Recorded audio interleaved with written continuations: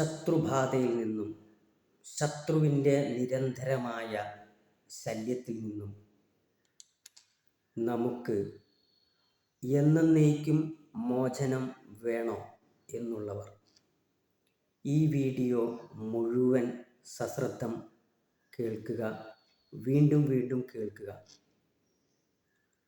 ശത്രുബാധയിൽ നിന്നും രക്ഷ നേടാൻ രണ്ടാമത്തെ ദിവ്യ ഔഷധം. ഇതിനായി ഒരു കൊച്ചു കഥ ഞാൻ നിങ്ങളോട് പറയുകയാണ്. ഇത് പൂർണ്ണമായും നിങ്ങൾ കേൾക്കണം. ഈ കഥയിലാണ് ഇതിൻ്റെ ഔഷധം ഇരിക്കുന്നത്. ഒരു പ്രദേശത്ത് ഒരു വ്യക്തി വളരെ നല്ല രീതിയിൽ അധ്വാനിച്ച് ഉയർച്ചയിലേക്ക് മുന്നോട്ട് കുതിച്ചുകൊണ്ടിരുന്ന് വിജയത്തിലേക്ക് പോയിക്കൊണ്ടിരുന്ന സമയത്ത് ചുറ്റുപാടുള്ള പലർക്കും അതിൽ അസൂയയും വൈരാഗ്യവും നിരന്തരമായി ഇദ്ദേഹത്തെ മാനസികമായും പലതരത്തിലുള്ള ശല്യപ്പെടുത്തലുകളും കഷ്ടപ്പെടുത്തലുകളുമൊക്കെയായി മുന്നോട്ട് പോയി. എന്നാൽ ഇതിലൊന്നും കുലുങ്ങാതെ ഈ വ്യക്തി, അതൊന്നും ശ്രദ്ധിക്കാതെ ഈ വ്യക്തി നിരന്തരമായി അവനവൻ ചെയ്യുന്ന ശക്തമായ കർമ്മവുമായി മുന്നോട്ട് നീങ്ങി.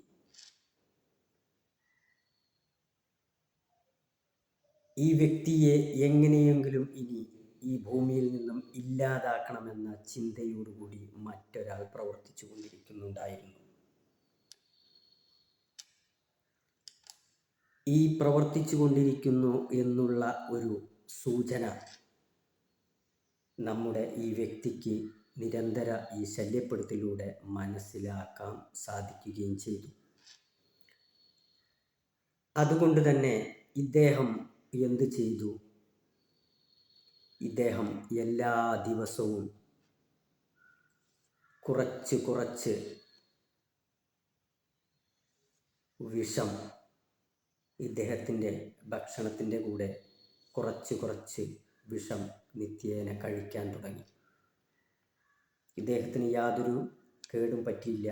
കാരണം വളരെ തുള്ളി ഒരംശം മാത്രമേ ഇദ്ദേഹം നിത്യേന ഉപയോഗിച്ച് അത് കാലക്രമേണ നിരന്തരമായിട്ട് ഇദ്ദേഹം കൂടുതൽ വിഷം കഴിച്ച് തൻ്റെ ശരീരത്തിന് ഇനി വിഷം ഏൽക്കില്ല എന്നുള്ളൊരു അവസ്ഥയിലേക്ക് എത്തിച്ചു. ഇങ്ങനെയിരിക്കെ ആ ശത്രു ഉദ്ദേശിച്ചിരുന്നത് ഈ വ്യക്തിക്ക് അദ്ദേഹത്തിൻ്റെ ഭക്ഷണത്തിൽ വിഷം കൊടുത്തു കൊല്ലാനായിരുന്നു. അതിനുവേണ്ടി ഈ വ്യക്തിയുടെ വീട്ടിൽ ഒരു വേലക്കാരനെ നിർത്തുകയും ആ വേലക്കാരനിലൂടെ അദ്ദേഹത്തിന് പല പണവും സ്വാധീനവും കൊടുത്ത് അദ്ദേഹത്തെ സ്വാധീനിക്കുകയും ചെയ്തു. എന്നിട്ട് ഈ വേലക്കാരനിലൂടെ ആ വ്യക്തിയുടെ ഭക്ഷണത്തിൽ ഒരു ദിവസം വലിയ ഒരു പോയിസൺ, വലിയ ഒരു വിഷം കലർത്തി കൊടുത്തു. ഇതിൽ വിഷമുണ്ടെന്ന് അറിഞ്ഞുകൊണ്ട് തന്നെ ആ നമ്മുടെ കഥാനായകൻ അത് മുഴുവൻ കഴിച്ചു. അത് മുഴുവൻ കഴിച്ചതിന് ശേഷം അയാൾക്ക് യാതൊന്നും സംഭവിച്ചില്ല. കാരണം അയാൾ നിരന്തരമായി ഉപയോഗിക്കുന്ന സാധനം അദ്ദേഹത്തിന് ഒരിക്കലും ദോഷമായി വന്നില്ല, ദോഷമായി ഭവിച്ചില്ല. അയാൾക്ക് ഒരു ബുദ്ധിമുട്ടും ഉണ്ടായില്ല എന്നുള്ളതാണ് അതിൻ്റെ സത്യം, അതിൻ്റെ യാഥാർത്ഥ്യം.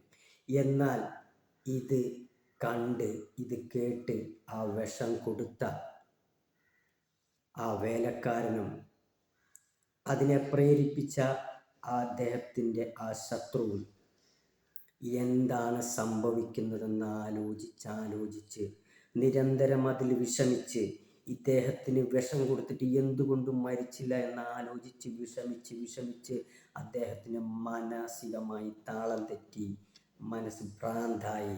അങ്ങനെ അദ്ദേഹം നശിച്ച് മരിക്കുകയാണ് ഉണ്ടായത്. ഇതാണ് കഥയുടെ അവസാനം. അപ്പോഴും നമ്മുടെ കഥാനായകൻ വളരെ സുന്ദരമായി അദ്ദേഹത്തിൻ്റെ ജീവിതയാത്രയിൽ മുഴുകിക്കൊണ്ടേയിരുന്നു. ഈ കഥയിൽ നിന്ന് നാം എന്താണ് മനസ്സിലാക്കേണ്ടത്? ഇതൊരു കഥയാവാം, യാഥാർത്ഥ്യമാവും. എന്തോ ആവട്ടെ, നിരന്തരമായി നമുക്ക് വരുന്ന ബാധ, ദുരിത, ദോഷങ്ങൾ നാം സ്വയമേവ മാനസികമായിട്ട് നാം സ്വയമേവ സ്വീകരിക്കുവാൻ തയ്യാറായി നിൽക്കുക. ഏത് തരത്തിലുള്ള ബാധയും ദോഷവും ശത്രു ദുരിതവും വരട്ടെ, അതിനെയെല്ലാം സ്വീകരിക്കാൻ നാം തയ്യാറായി നിൽക്കുക. നിത്യേന നാം നമ്മുടെ കുലദൈവങ്ങളെയും നമ്മുടെ ഇഷ്ടമൂർത്തികളെയും നിത്യേന സ്മരിച്ചുകൊണ്ട്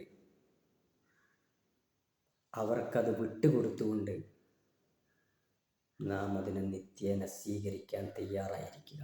സന്തോഷത്തോടുകൂടി സ്വീകരിക്കാൻ തയ്യാറായിരിക്കുക. ഏതൊരു ദോഷങ്ങളും, ഏതൊരു ദുരിതങ്ങളും, ഏതൊരു ബാധ, ദുരിത, ചെറിയ ചെറിയ ബാധ, ദുരിത, ദോഷങ്ങളും നാം വരുമ്പോൾ നാം അതിനെ പൂർണ്ണമായിട്ടും സ്വീകരിക്കാൻ തയ്യാറാവുക. നാം അതിനെ ഉൾക്കൊള്ളാൻ തയ്യാറാവുക. ആ ബാധയെയും ദുരിതത്തെയും ദോഷത്തെയും നാം ബഹുമാനിച്ചുകൊണ്ട്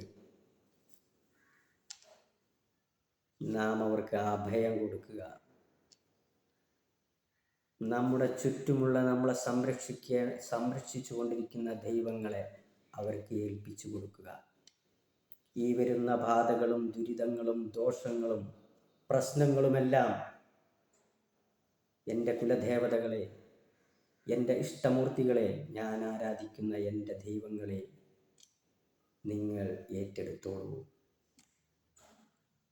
നിങ്ങൾ ഏറ്റെടുത്തോളൂ. പൂർണ്ണമായിട്ടും അവരെ പാദങ്ങളിലേക്ക് അതിനെ ഏൽപ്പിച്ചു കൊടുക്കുക.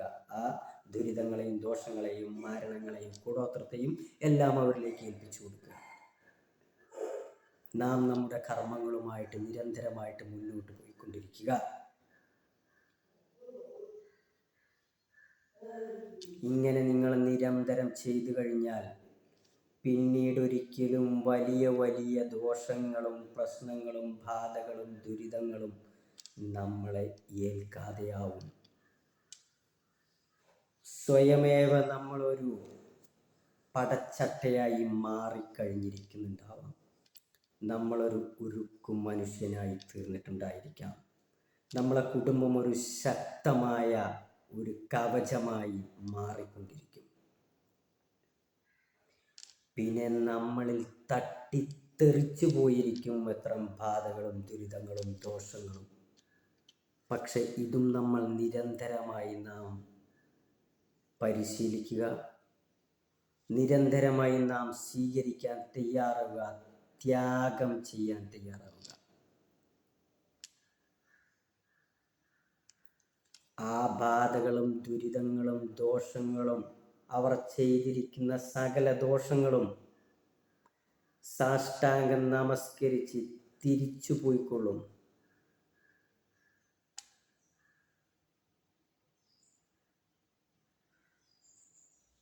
സംശയമുണ്ടെങ്കിൽ ചെയ്യരുത്. പേടിച്ചോടിയാൽ ഓടുന്നവന് ഈ ഭൂമിയിൽ ഓട്ടം തന്നെയായിരിക്കും മാർഗം.